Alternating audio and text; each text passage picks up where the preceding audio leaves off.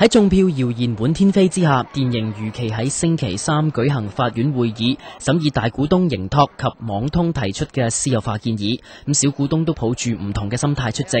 淨係8號仔啊！呢個牌啊，都唔止4個半啦，係咪？電信盈科喎，你信佢喎，咁啊佢老豆教佢做生意，係咪要咁做先得？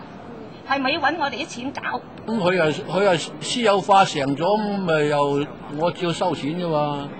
佢私有化唔成咁，咪揸住收下息咯，係嘛？即係咁咯。我7幾年買香港電訊啦，一直咁股搭息地搭住，而家就變化仲少過7幾年嗰啲錢。你話，如果我係要投贊成咧，違背自己良心係唔得。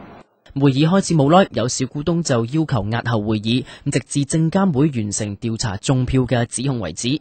首先，未能有任何議程之前呢，我想你趁呢個機會同在座出席嘅大中小股東澄清下最近呢幾日關於個中票疑惑。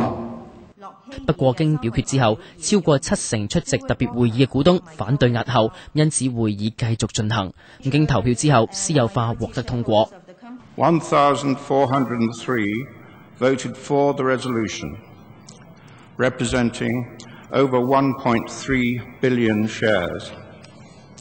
This represents approval by a majority in number, representing at least 75%. By value of the votes cast by independent shareholders at this meeting. 電盈稍後將會由法院裁決係咪批准私有化。